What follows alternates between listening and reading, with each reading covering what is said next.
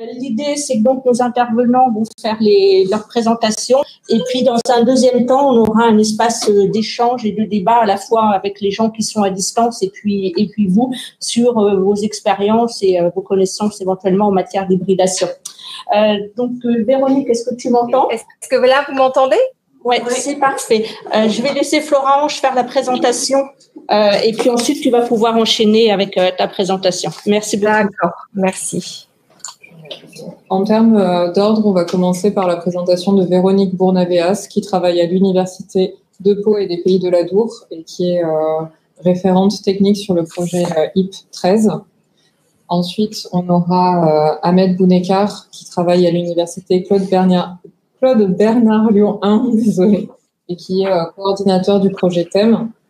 Et on finira sur une présentation de Florie Branger pour le MOOC, de l'ANSTIA, pardon, pour le MOOC, comment concevoir un cours hybride dans l'enseignement supérieur. Du coup, Véronique, je vais te laisser la parole. D'accord, merci. Donc, vous voyez bien, je vois la présentation, donc je pense que c'est bon, d'accord.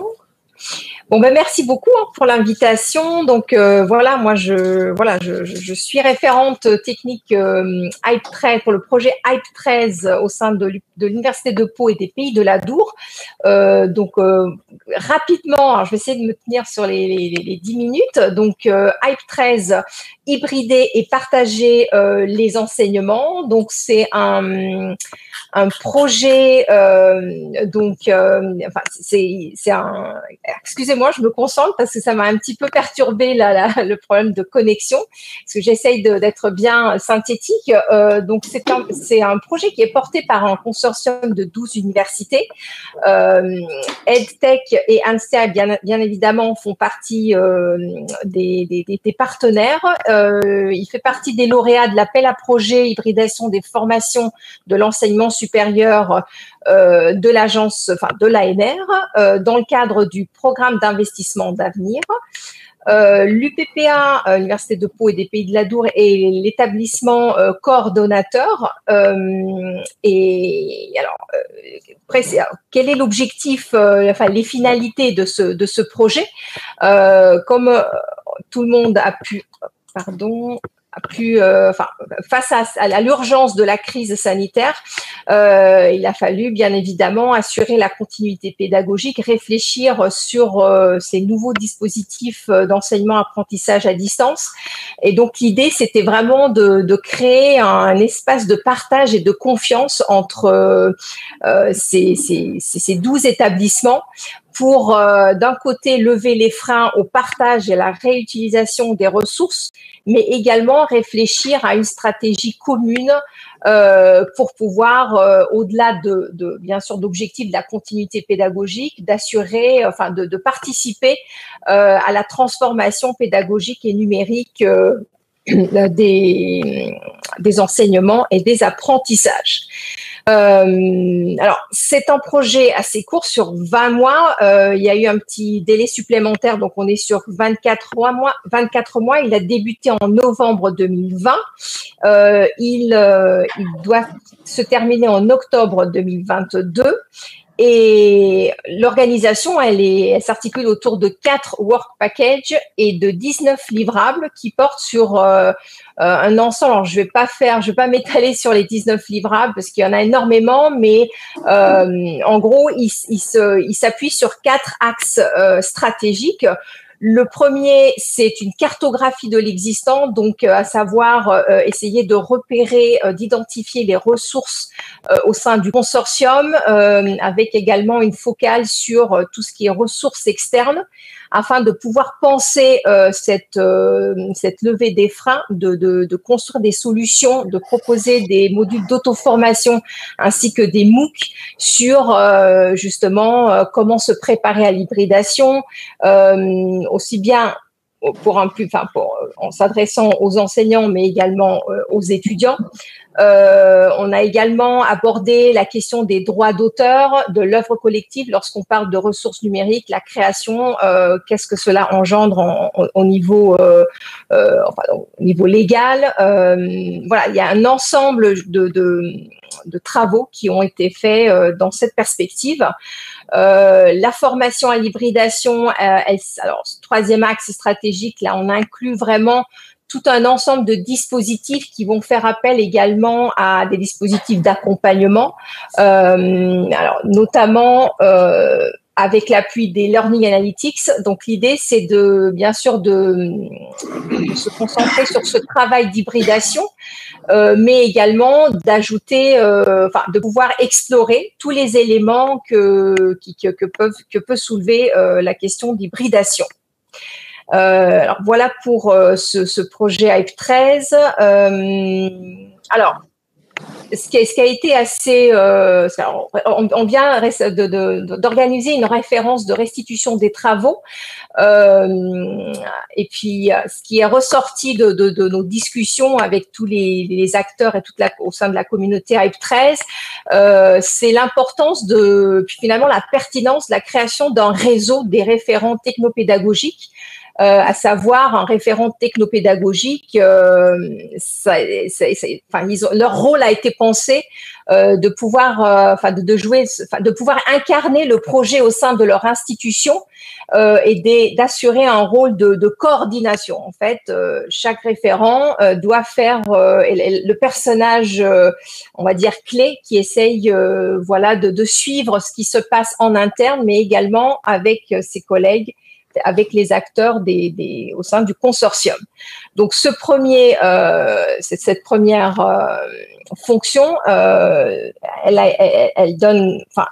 implique également tout un ensemble d'activités de communication, donc à savoir comment faire passer cette multitude d'informations, parce qu'il y a 19 livrables avec plusieurs équipes de travail qui travaillent en parallèle, et l'idée c'était vraiment de faire connaître ce qui se passe en interne, bien sûr, au sein de son établissement, mais également à l'extérieur pour pouvoir offrir cette lisibilité, pouvoir promouvoir les travaux de ce projet. Alors, on a abouti à un site web. Je vous invite à le consulter si ça vous intéresse, hype13.fr. Par la suite, un rôle assez vraiment très intéressant et un peu innovateur.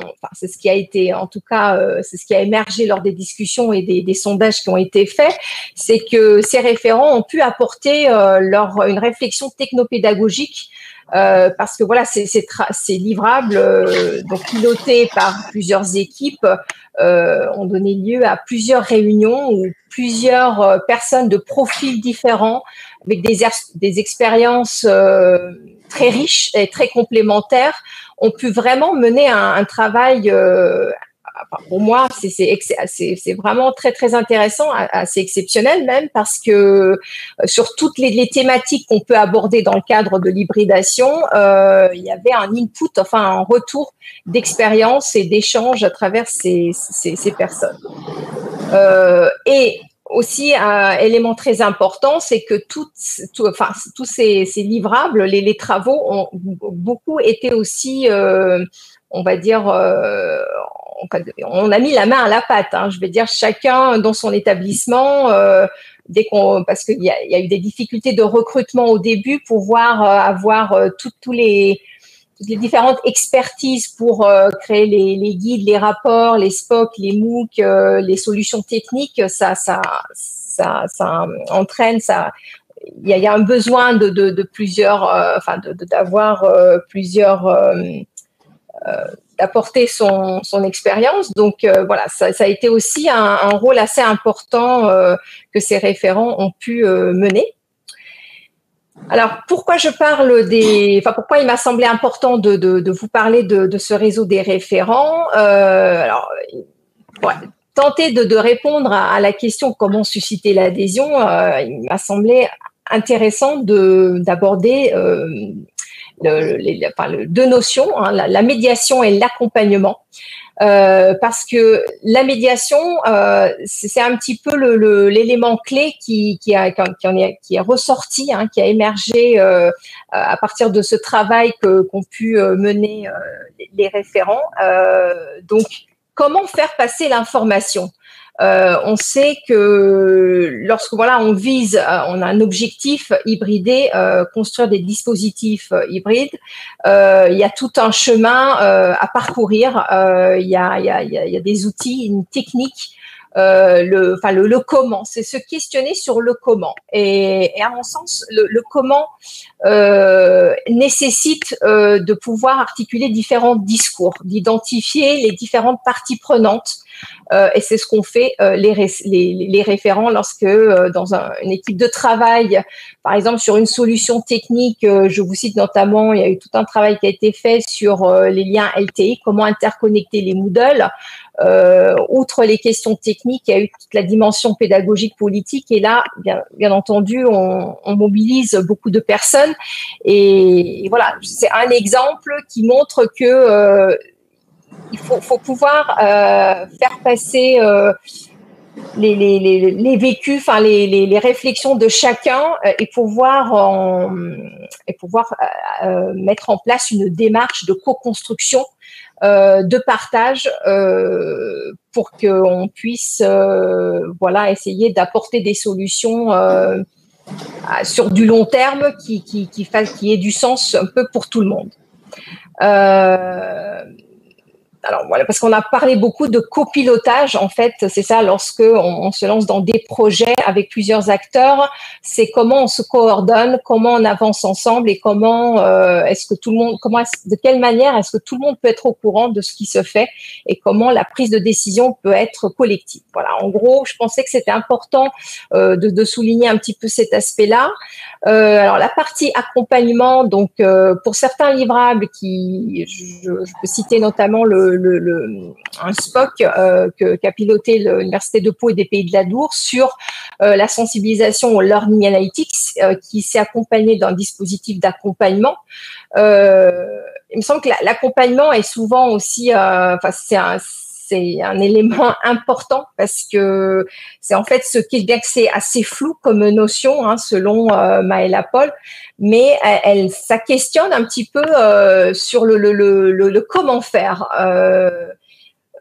Est-ce qu'il y a une façon de faire? Est-ce qu'il faut entre l'accompagné et celui qui accompagne, c'est qui guide un petit peu, qui va de l'avant? Je pense que c'est vraiment des questions qui sont pas évidentes.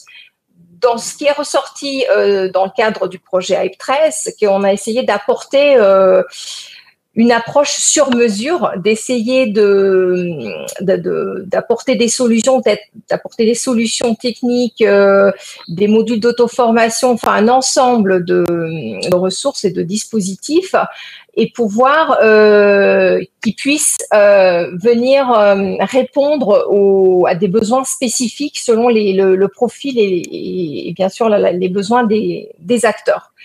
Des différents, notamment des enseignants, bien entendu.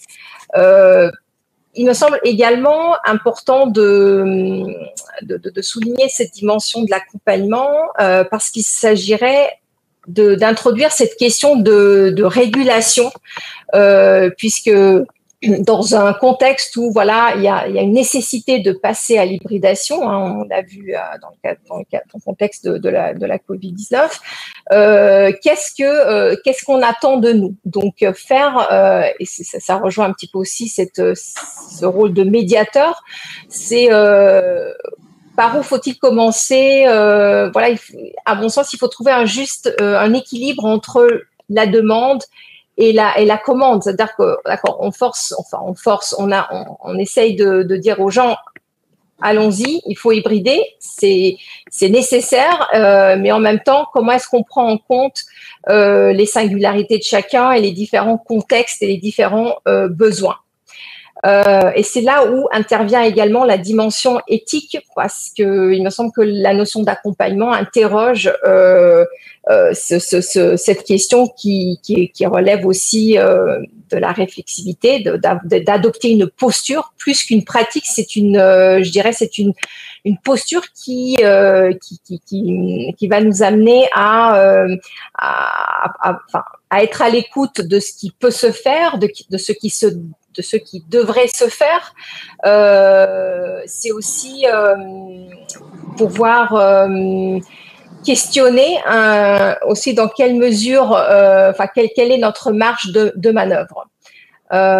J'espère être claire, j'essaye d'être synthétique, mais en gros, voilà un petit peu sur ce que moi personnellement j'ai pu en tirer de ce projet, ce qui nous amène à poser plusieurs questions. Donc, comme j'ai dit, en parlant d'adhésion, ce serait peut-être qu'il faudrait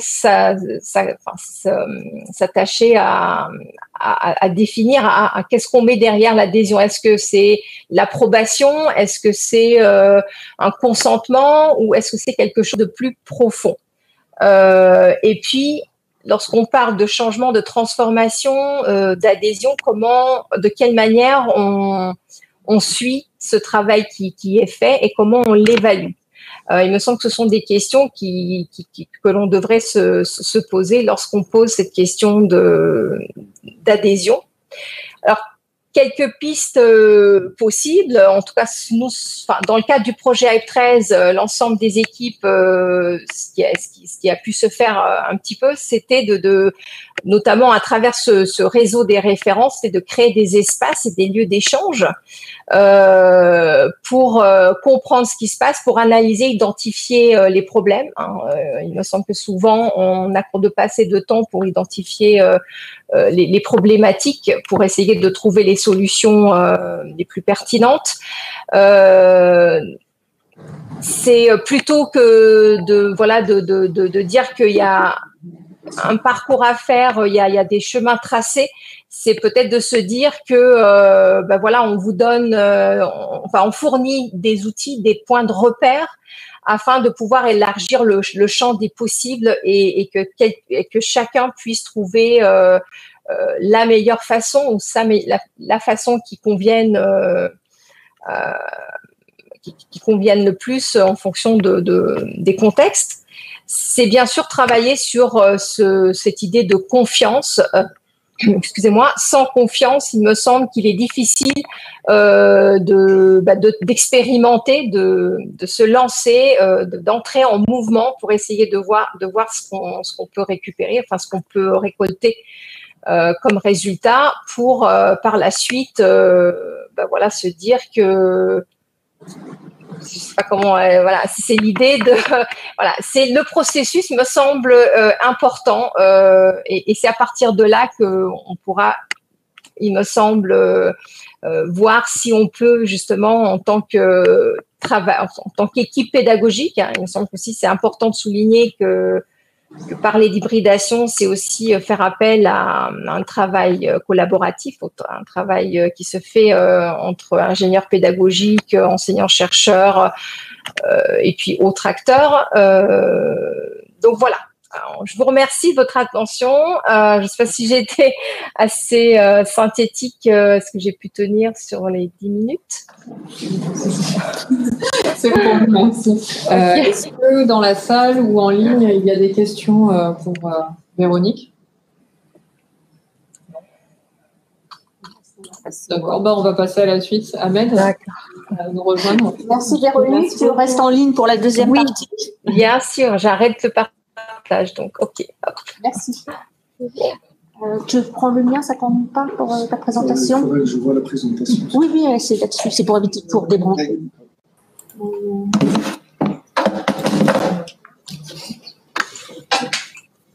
Tiens, je vais prendre ma place.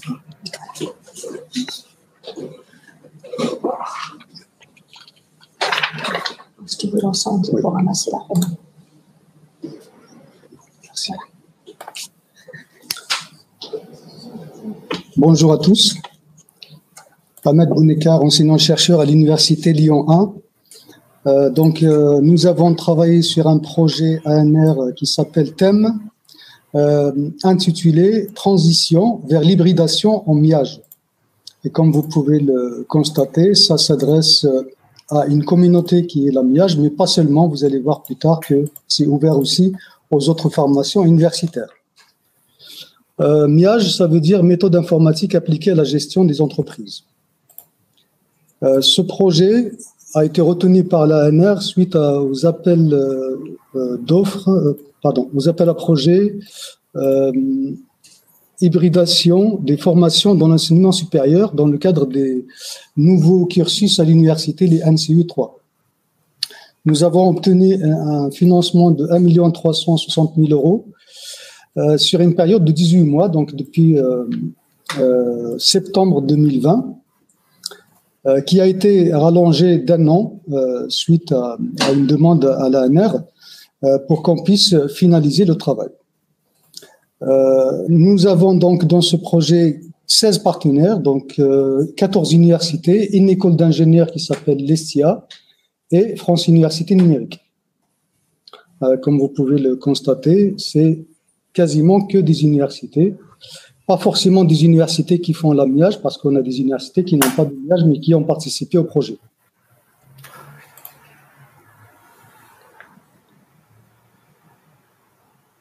Alors, je crois qu'il y a une inversion de diapo. Au niveau des objectifs de projet, non, ça va. Donc, l'objectif de projet, c'est de mettre en place une formation hybride pour accompagner les enseignants dans les différentes universités en période de crise sanitaire ou autre, pour faire de l'hybridation. Le premier objectif, c'est de créer des cours, des contenus pédagogiques numériques, qu'on appelle des SPOC, qui sont accessibles à tous les enseignants qui souhaitent les utiliser. Bien entendu, ces cours sont conçus de manière à ce qu'ils facilitent l'apprentissage autonome. Ces cours concernent des formations qui vont de Bac+1 à Bac+5, c'est-à-dire le L3 MIAGE M1 et M2, mais aussi des prérequis qui concernent, par exemple, le L1 et le L2, qu'on considère des prérequis pour la formation MIAGE, mais pas seulement, parce que ça peut s'adresser aussi à d'autres formations. La deuxième partie, c'est le scénario d'hybridation. Comment opérer l'hybridation?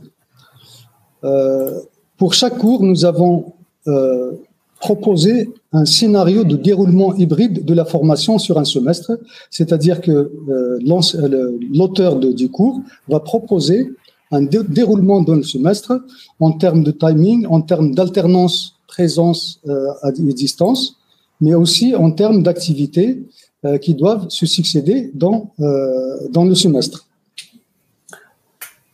Bien entendu, ces éléments, on va les donner aux différents enseignants qui souhaitent utiliser les cours. On va les accompagner en leur donnant des bonnes pratiques pour qu'ils puissent utiliser ces cours et ces scénarios hybrides. Et ces enseignants ont le choix, évidemment, de pouvoir les modifier en fonction de leurs besoins et de leurs contraintes locales. Ces cours sont hébergés sur la plateforme FunCampus. Et puis donc, ils sont utilisables par toutes les universités, tous les établissements partenaires du projet, toutes les MIAGE de France. Nous avons 20 universités qui ont la MIAGE, mais ouverts également à d'autres universités s'ils souhaitent les utiliser. Oui, pour revenir sur le niveau, donc ça va de Bac+1 à Bac+5. Par exemple, en L1 et L2, ce sont essentiellement des cours de mathématiques, d'informatique, peut-être un peu d'anglais, mais pas vraiment. C'est essentiellement des cours de maths et info. Ensuite, nous avons L3, M1 et M2. Ça couvre le référentiel MIAGE, le référentiel de la formation MIAGE, avec toutes les spécialités qu'on peut avoir aussi en M2. Les domaines qui sont concernés sont donc les mathématiques, l'informatique, la gestion, l'économie et tout ce qui est communication. Ces cours sont, comme je vous le disais tout à l'heure, sont conçus de manière à ce que ça facilite l'apprentissage autonome. Pour cela, nous avons proposé 3 cahiers des charges aux auteurs et aux intégrateurs. Le premier cahier des charges concerne la conception, comment concevoir le cours de manière à ce qu'il soit conforme à nos exigences. Le deuxième cahier des charges sur la médiatisation et la mise en ligne du contenu, c'est-à-dire comment faire la réalisation technique. Et puis le troisième cahier des charges concerne le scénario d'hybridation, comment proposer une hybridation. Alors, maintenant, je vais focaliser un petit peu sur le scénario de formation hybride. Comme je vous le disais tout à l'heure, chaque cours possède un scénario de déroulement hybride de la formation. Il s'agit donc de planifier le déroulement de ces séquences de formation hybride qui sont une alternance de présence et de distance. Donc, il faut dans un premier temps planifier l'alternance des séances présentielles et des séances en ligne. Bien entendu, on peut faire une alternance régulière, comme on peut faire une alternance à la carte, suivant les besoins et les contraintes, parce qu'on peut avoir aussi des contraintes de notre système. Ensuite, il faut indiquer la durée des cours sur le semestre, mais aussi sur les différentes sessions, par exemple sur les semaines. Il faut également déterminer le rôle de l'étudiant. Que doit faire l'étudiant pour apprendre? Qu'est-ce qu'on va lui fournir comme activité pour mieux apprendre? Et aussi, quel est le rôle de l'enseignant? En présence, on le sait à peu près, mais à distance, quand la formation se fait à distance, quel est le rôle de l'enseignant également? Quelles sont les ressources à utiliser? Ça peut être par exemple des vidéos, des PowerPoint, un PDF, etc. Quels sont les outils qu'on peut utiliser? Par exemple, un cours sur la plateforme, un forum, une classe virtuelle, un outil de webconférence, etc.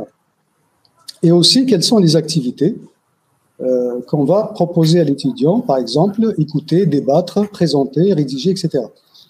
Voilà, donc toutes ces activités aussi, il faut savoir comment les ordonner, comment se succèdent les différentes étapes pour effectuer cette formation. Il y a aussi un point important, c'est qu'est-ce qui peut se faire en présence et qu'est-ce qui peut se faire en ligne. Par exemple, résumer un cours, l'enseignant peut résumer un cours, il va le faire en présence.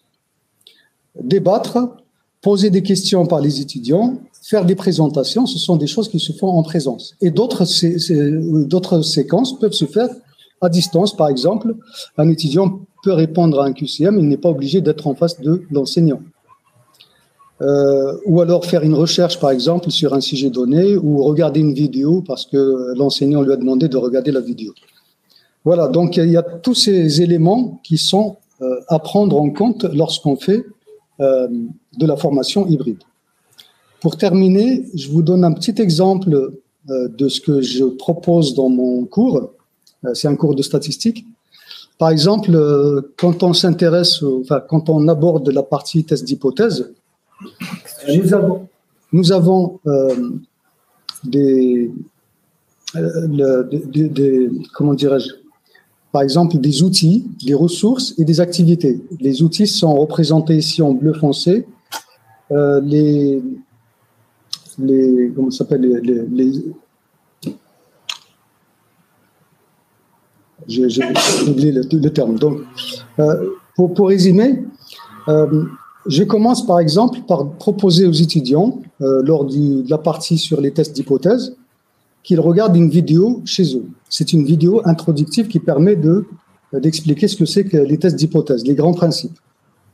Ensuite, à la prochaine session, qui sera en présentiel, parce que la première était en autonome ou à distance, l'enseignant propose donc de faire une présentation en direct aux étudiants en utilisant un outil qui s'appelle, par exemple, Teams. Ça peut être un autre outil. Mais pour dire qu'en fait, c'est du présentiel, c'est du présentiel, c'est du distanciel synchrone, pardon.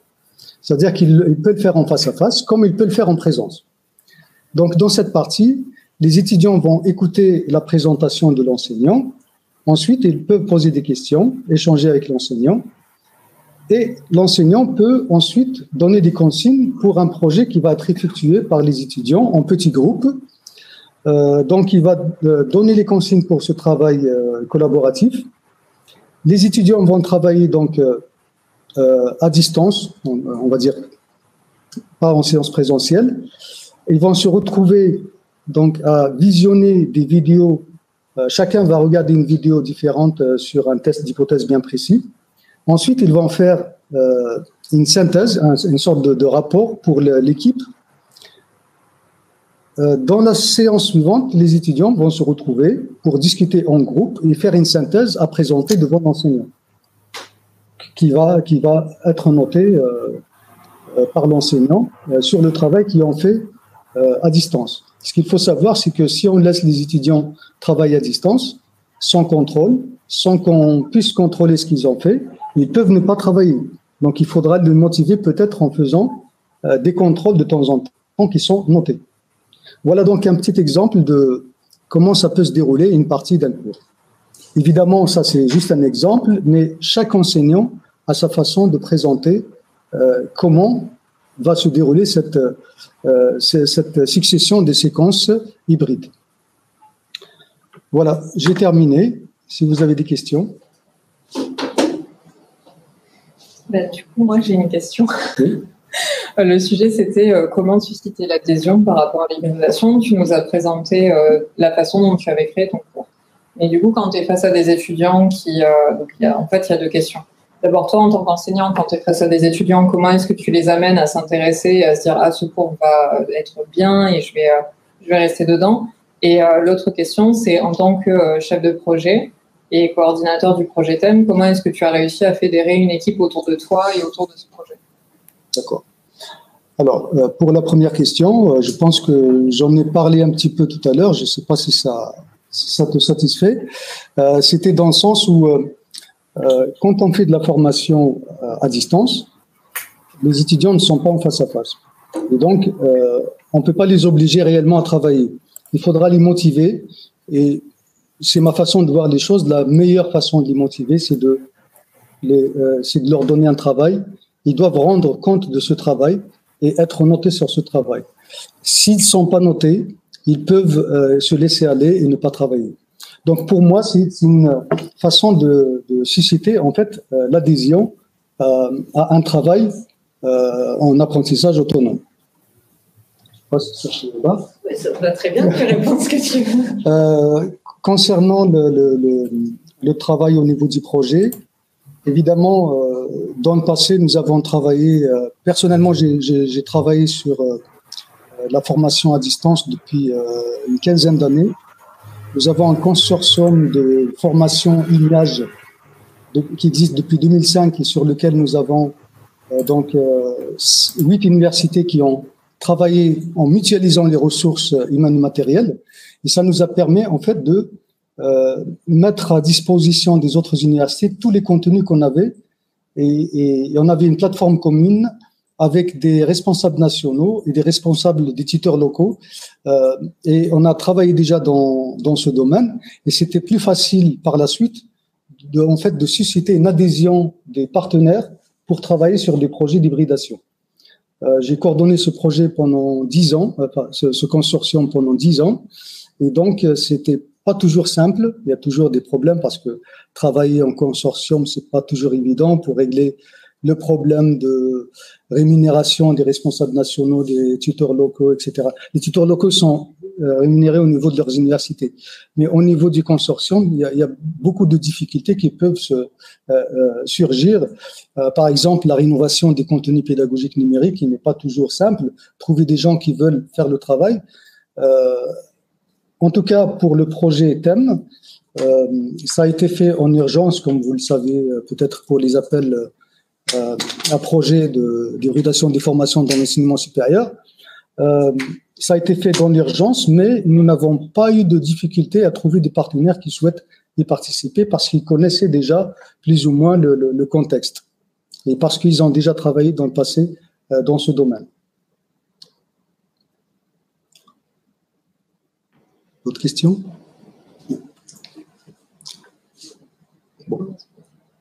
On n'a pas de questions à distance dans la licence. Est-ce qu'on a des questions dans la salle? Non. Okay. Merci Ahmed. Merci Ahmed. On va passer à la suite. Je vais mettre le clapet.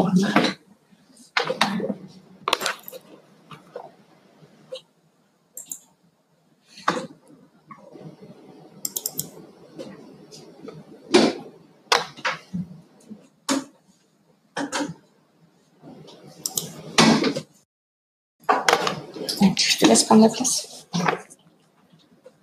Je vais t'asseoir avec moi.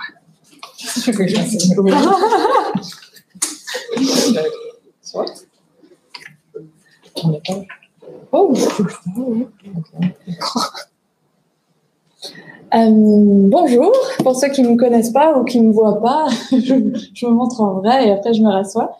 Je suis Florie Branger, ingénieure pédagogique à Sciences Po Bordeaux et membre de l'ANSTIA, c'est l'association nationale des services TIS et audiovisuels qui existe depuis très longtemps et qui a à peu près 900 membres.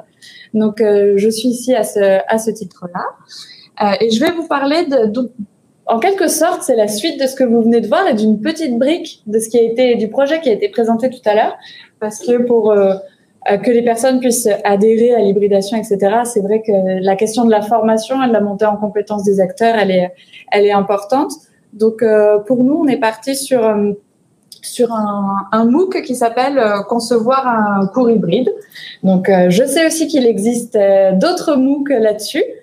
Certains peut-être plus au niveau de comment est-ce qu'on peut imaginer ça à un niveau plus global d'établissement et d'autres davantage accompagner vraiment un acteur qui lui serait à l'intérieur d'un projet et qui devrait vraiment mettre en œuvre et par exemple si on se met à la place d'un enseignant, intégrer ça dans sa pratique. Donc nous on est plutôt à ce niveau-là. Donc, l'idée d'origine de ce MOOC, de cette petite brique, c'est, en fait, on s'est dit, pour les enseignants, il faudrait peut-être avoir à portée de main un MOOC. On était vraiment parti dans une idée pratico-pratique de quelles sont les étapes, comment je fais, pour peut-être aussi avoir un petit peu moins peur dans la réalisation de son cours. Mais on s'est dit aussi que peut-être pour susciter l'adhésion, qu'il y ait un environnement plus global soutenant, en fait, pour l'enseignant, et puis avoir à disposition, nous ne sommes pas du matériel, mais des gens pour les accompagner, donc des ingénieurs pédagogiques prêts à les accueillir dans de bonnes conditions et peut-être aussi prêts à avoir des discussions de fond, parce que je pense que quand on accompagne des enseignants, pour eux, la question de pourquoi j'hybride aussi peut ressortir, et puis je pense qu'il faut qu'on y fasse face. Et ensuite, c'était peut-être on avait dans l'idée de casser les silos. Et c'est vrai qu'on fait souvent des formations pour tel type de public. Et là, on s'est dit, c'est une thématique sur laquelle il faut qu'on monte tous en compétences. Je pense qu'ici, vous le savez, comme bien d'autres personnes, qu'il y a beaucoup aussi de nouvelles personnes qui accompagnent ingénieurs pédagogiques, qui sont nouveaux dans le métier. Je me dis qu'eux aussi, c'est vrai, ils doivent monter en compétences. Il s'agit d'un MOOC qu'on a conçu donc avec Fun et puis ANSTIA et qui faisait suite justement au projet thème qui a été présenté juste avant. Donc, dans l'idée de susciter l'adhésion, etc., c'était l'idée que la formation fait partie de ça. Et pourquoi Fun et ANSTIA? ANSTIA, vous taperez ANSTIA sur Internet et vous irez voir, je vais pas refaire la présentation, mais c'est parce que ANSTIA particulièrement a peut-être une expertise sur l'accompagnement des enseignants et des enseignants-chercheurs. Donc voilà pourquoi on a travaillé ensemble. Le public, c'est le public des enseignants, mais aussi des ingénieurs pédagogiques, soit nouveaux dans le métier, soit qui ont peut-être quelques années, mais qui n'ont pas encore travaillé sur c'est là qu'il faut les regarder. Qui n'ont pas encore travaillé sur ces thématiques. Et donc il y a 5 parties classiquement. Donc vous avez dit hybride pour dire voilà qu'est-ce que c'est et qu'est-ce qu'on entend derrière. Par exemple ça aussi ça m'intéresse beaucoup parce que je pense que le terme est en pleine évolution et que même moi je suis toujours partante pour voir quelles sont les nouvelles formes d'hybridation et je pense qu'on les a pas encore toutes inventées. Il faut être prêt à tout. planifier son cours, concevoir des supports pédagogiques, médiatiser son contenu, accompagner ses étudiants. Et on a écrit en rédaction parce qu'il est en cours de finalisation.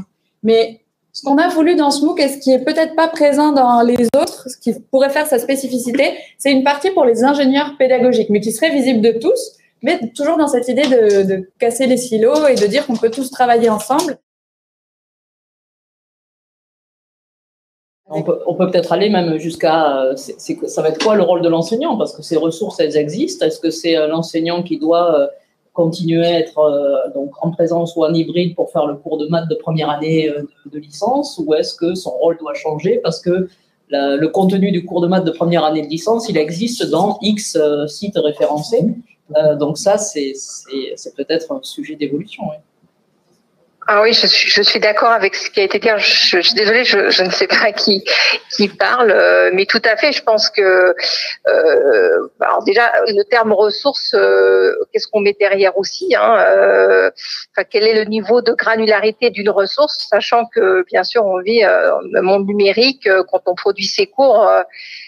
Moi, j'étais enseignante dans le passé. On se base sur ce qui a été fait par des collègues. Dans quelle mesure une ressource est à 100% la création de l'enseignant? Je pense que c'est une question à poser. Et je suis d'accord qu'il y a énormément de ressources. D'ailleurs, il y a un des livrables dans HEP 13, justement, qui s'appuie sur l'axe de la cartographie.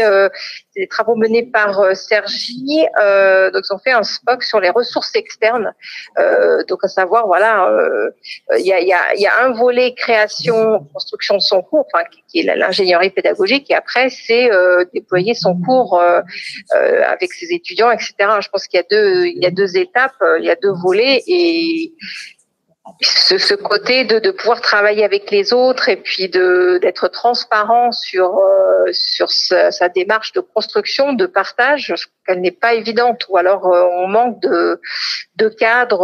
En tout cas, ça a été un petit peu l'objet de ces réflexions sur les droits. Et puis chaque établissement, nous à l'UPPA, il y a un contrat de cession de droits. Je crois qu'il a fait l'objet d'un an de débat.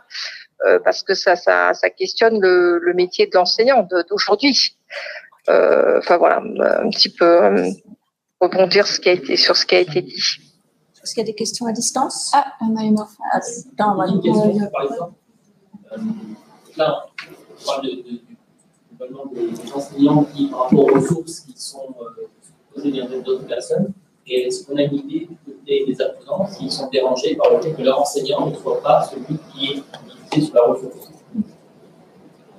Et si ça a des conséquences pédagogiques, l'engagement. Personnellement, j'ai pas de recul par rapport à cette question, effectivement. Je ne suis pas sûr que les étudiants soient dérangés par ça, parce que l'enseignant, il est quand même présent dans la formation. Ça peut déranger plus l'enseignant qui va dire non, ça correspond pas à ma façon d'enseigner, parce qu'il y a des manières parfois de présenter les choses qui ne conviennent pas à l'enseignant. Il dit non, je veux pas l'approprier, je veux utiliser ma propre méthode. Ça, je peux le voir. Mais pour un étudiant, je ne sais pas, je ne peux pas vous répondre comme ça, mais je dirais a priori qu'un étudiant, il est plutôt ouvert. Quand on donne un tutoriel à l'étudiant, on va lui dire regardez cette vidéo. Ils sont très intéressés, ils sont curieux d'écouter, même si c'est pas moi qui l'ai fait. Vous voyez. Donc je pense pas qu'il y a une résistance de la part des étudiants par rapport à ça. D'autres questions? Alors j'ai pas eu je pense qu'on a des situations très différentes. Il y a eu des étudiants qui ont été un petit peu bousculés, en effet perturbés.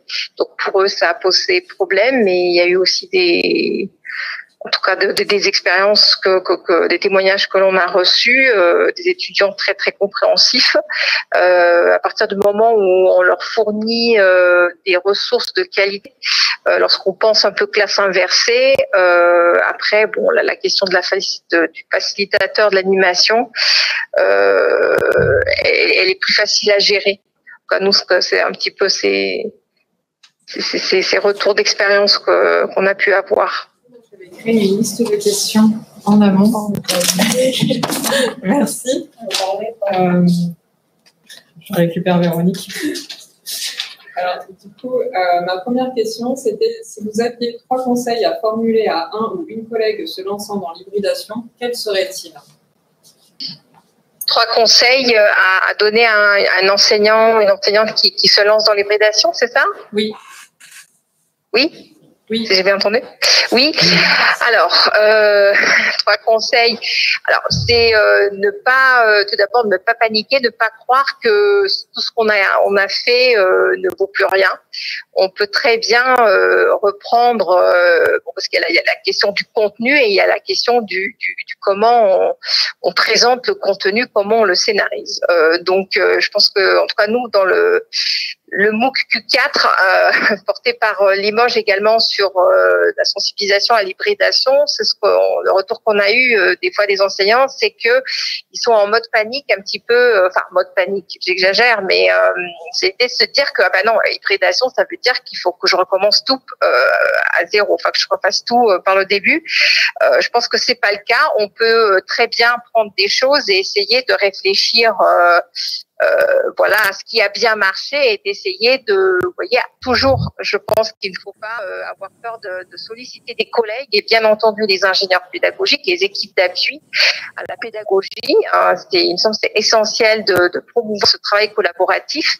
Donc, c'est ça. Deuxièmement, c'est aussi commencer, penser à faire à pas vouloir tout faire d'un seul coup, peut-être se dire que pour une période donnée, on va se concentrer sur la transmission, sur comment faire des capsules vidéo par exemple, et on avance petit à petit. Puis 3e conseil, ne pas hésiter à solliciter les étudiants, avoir leur retour. Moi, je travaille sur l'évaluation. On parle d'alignement pédagogique, de co-construire les critères, de travailler les pratiques d'évaluation, les modalités d'évaluation avec les enseignants, parce qu'évaluer à distance, c'est quand même assez compliqué. Donc, je pense que c'est quand même un travail qui doit être fait avec des collègues, mais aussi avec l'implication des étudiants. Voilà. Véronique.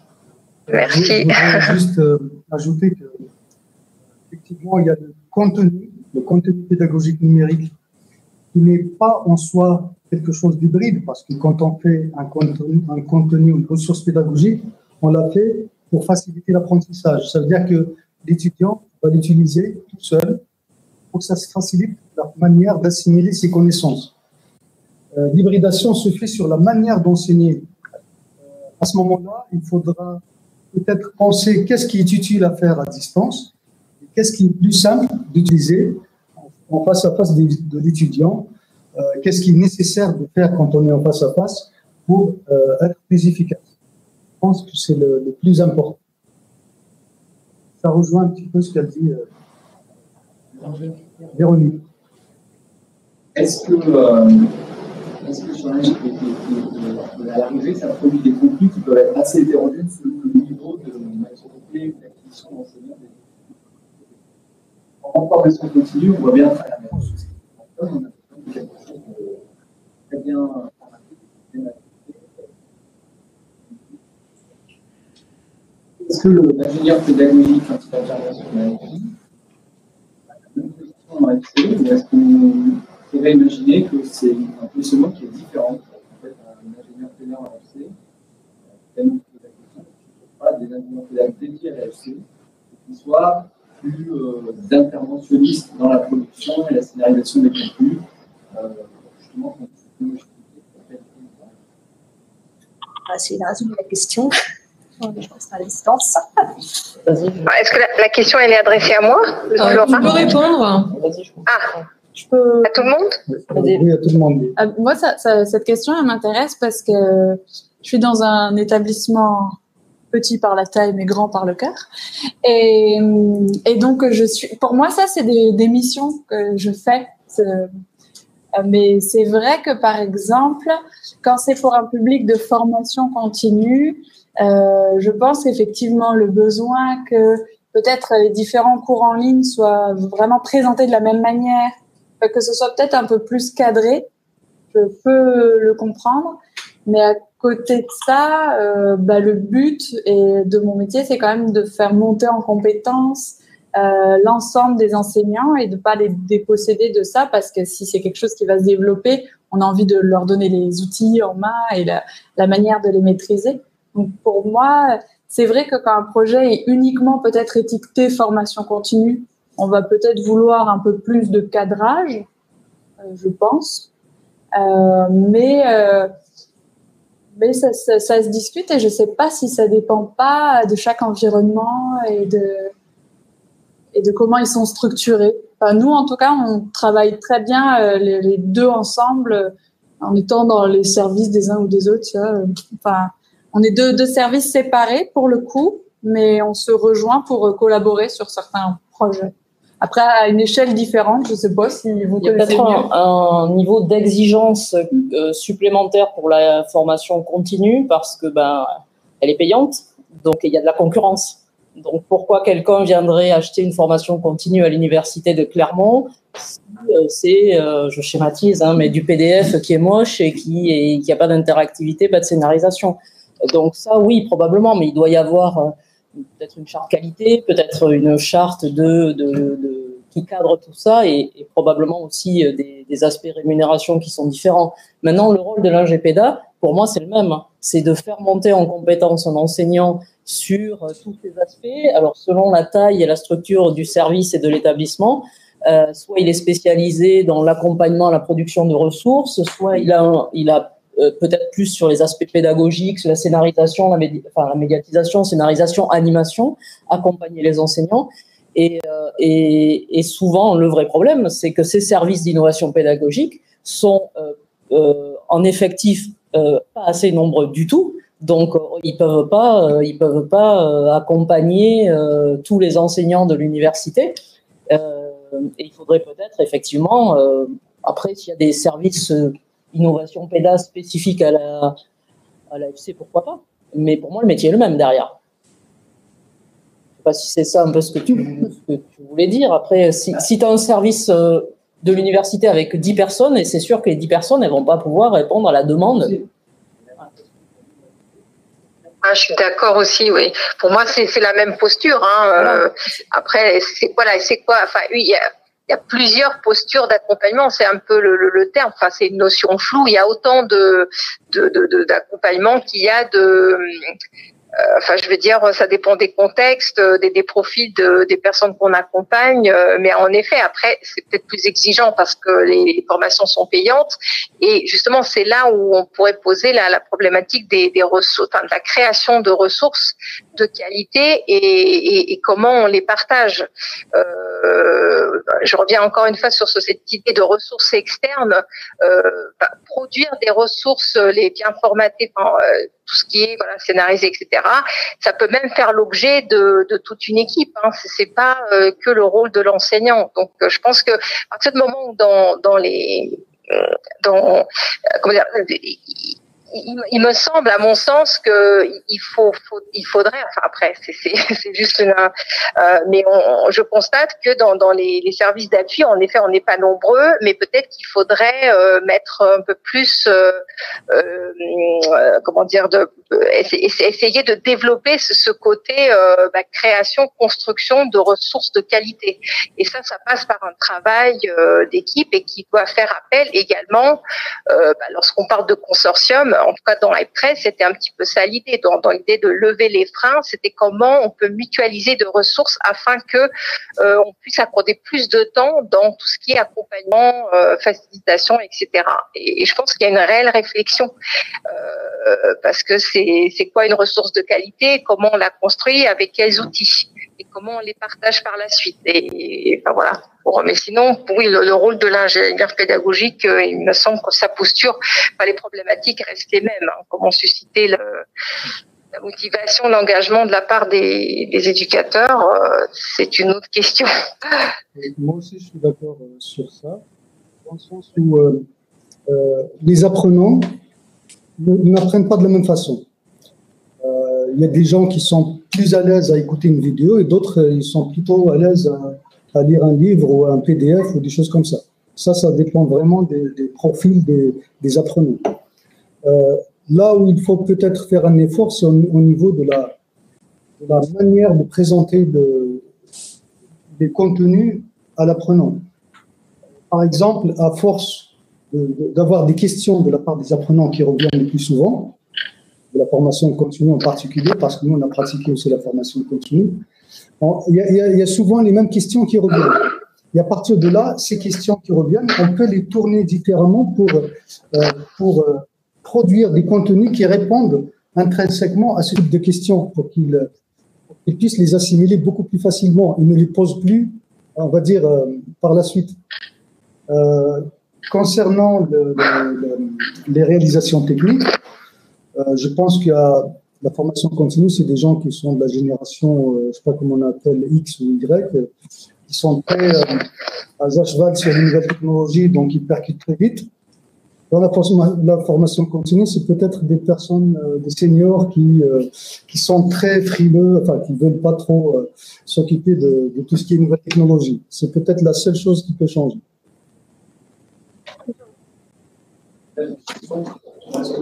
Est-ce que vous pourriez vous avancer, parce que j'ai peur que les personnes à distance n'entendent pas. Le téléphone, ça... Il faut que monsieur s'approche du micro. Oui, parce que le micro est là. C'est pour ça que j'ai demandé à ce qu'on répète.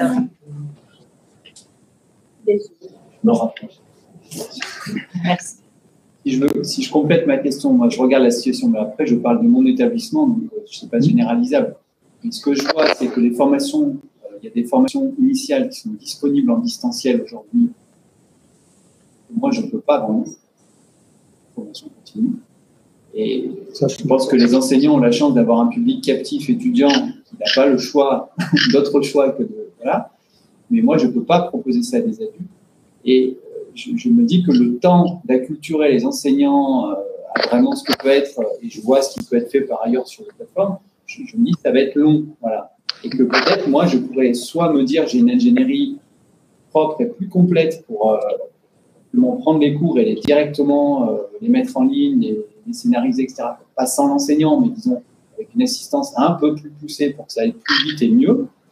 Voire, il y a quand même le sujet dans les universités, les services chez nous de formation continue, de se dire on va recourir à la prestation externe, parce que des fois, c'est plus simple d'imaginer avoir un prestat qui arrive, on lui donne les trucs. Enfin, moi, j'ai une discussion avec Michelin sur Clermont-Ferrand. Ils ont 700 ingénieurs pédas qui sont basés au nord de l'Inde et qui puissent du cours en 13 langues différentes pour la boîte. Alors, le cours, ça a des dimensions extrêmement variées, ça peut être une présentation jusqu'à des cours, mais voilà, on en est. Alors, on n'est pas à ce niveau-là, je n'ai pas encore lancé d'appel d'offres en Inde, mais c'est vrai que on est toujours, nous, à pouvoir travailler en interne, mais par contre, c'est vrai qu'il y a ce sujet de.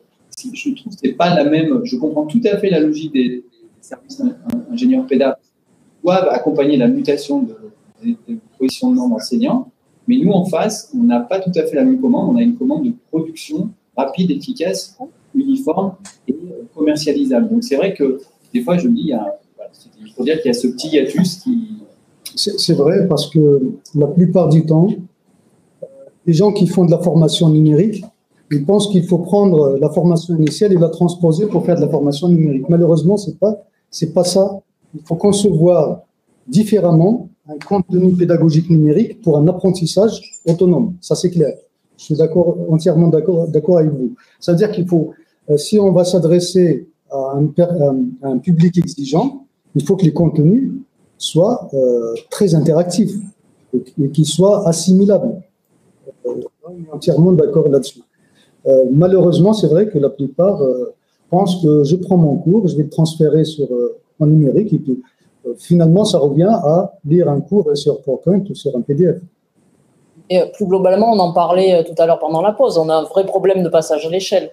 Les services d'innovation PEDA avant le Covid s'intéressaient ou intéressaient peut-être 10% des enseignants les plus geeks, les plus innovants, qui étaient déjà dans les appels à projets innovation pédagogique. Et puis, ils se débrouillaient tant bien que mal. Le Covid, tout le monde se met à passer au numérique. Enfin, pour moi, c'est pas de l'enseignement à distance, mais c'est de l'enseignement distancié. On a mis les PDF dans les plateformes, c'est devenu de véritables cimetières à PDF, ces plateformes Moodle. Et maintenant, on dit qu'on fait de la formation à distance. Mais non, c'est pas vrai du tout. Il faut reprendre effectivement tout à zéro. Il faut former les enseignants à faire de la formation à distance, ce qui n'a rien à voir avec la formation distanciée. Mais ça, c'est le métier que peut faire la GPDA. Mais il faut surtout des moyens humains. Les services d'innovation PEDA ne sont pas dimensionnés aujourd'hui pour accompagner et la formation initiale où maintenant on bosse plus avec 10% des enseignants, mais peut-être, je sais pas, dans vos établissements, mais peut-être on est passé à 60, 70, 80% des enseignants qui ont fait le premier pas d'aller déposer tout seul leur PDF dans Moodle. Là, ils ont plus besoin d'un GPDA. Ils savent faire tout seul, hein.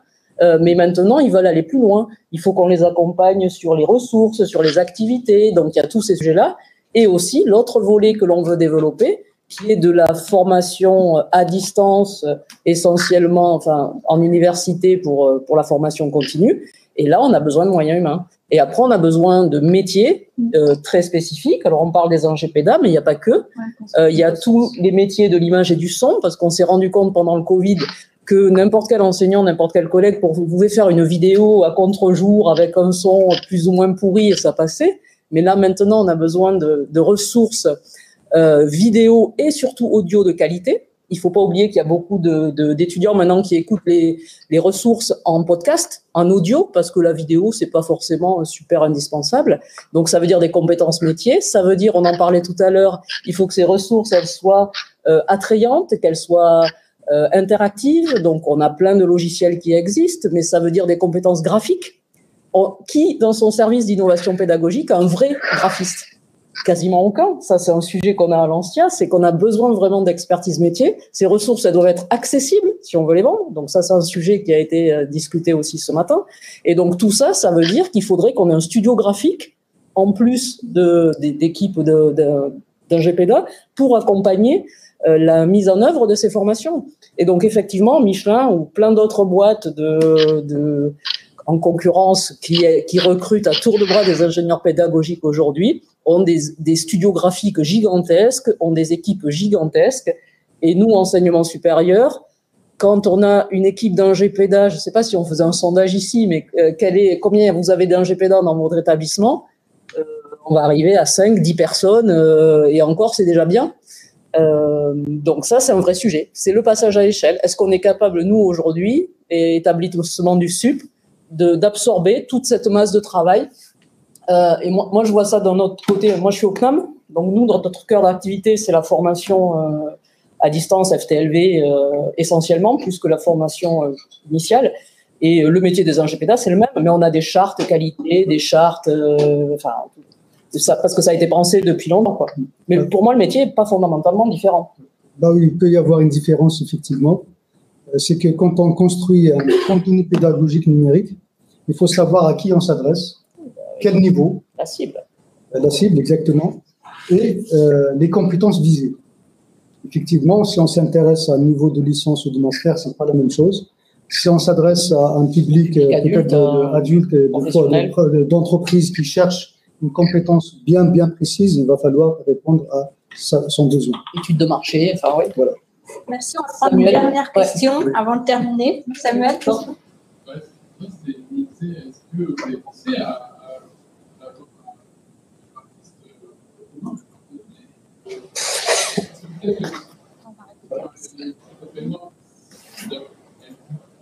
non, mais là, le si on crée des choses en commun, des communs numériques.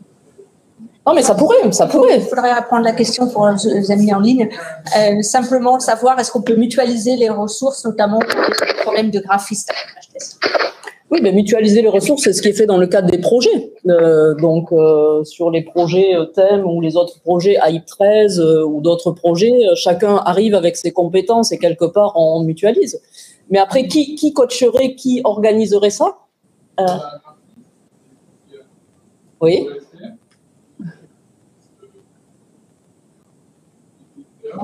Doivent être et donc il serait développé tous les professeurs accéder à ces ressources qui ont été créées.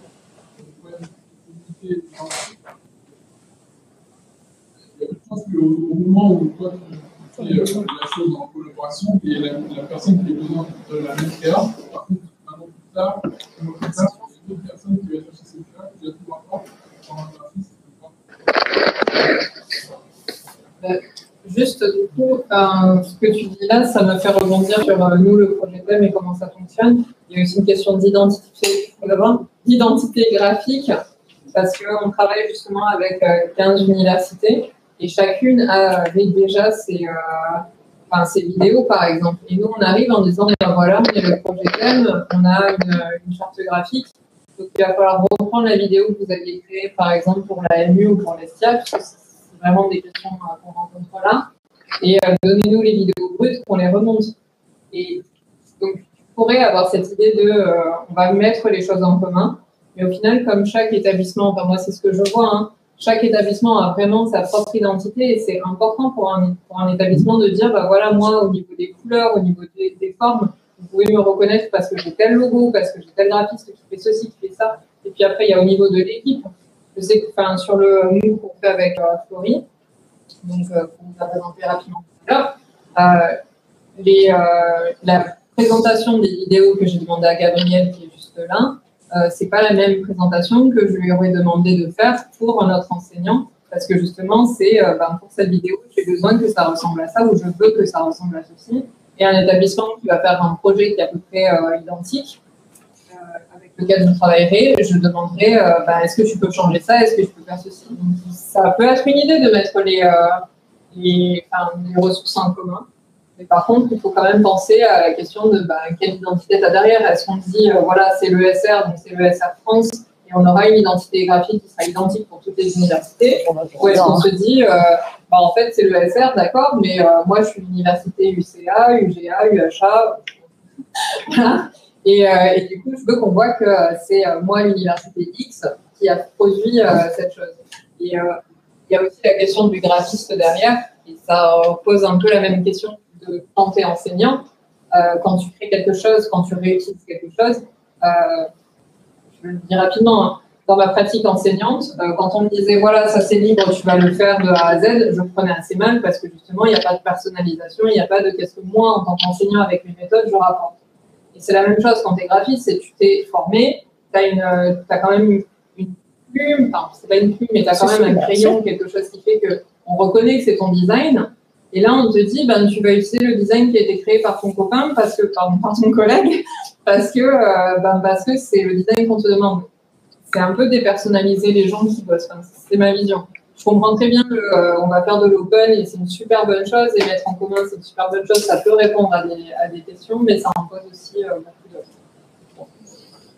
Bien. Je crois que nous allons rester là. Remercier tous nos intervenants, Véronique à distance et donc Ahmed, Sophie et Florie. Et puis on voit que l'hybridation, c'est un début de réponse, mais aussi beaucoup de questions qui arrivent et auxquelles on trouvera peut-être des solutions et des réponses dans les années à venir. Merci à tous pour votre attention et pour votre présence. Désolée pour le feedback technique. Merci beaucoup. Première pour nous, et voilà, on espère tout de même que vous avez été satisfaits et que vous avez pu suivre les présentations, notamment pour ceux qui sont à distance. Merci à tous, au revoir et à demain pour ceux qui seront avec nous. Merci. Merci. Merci.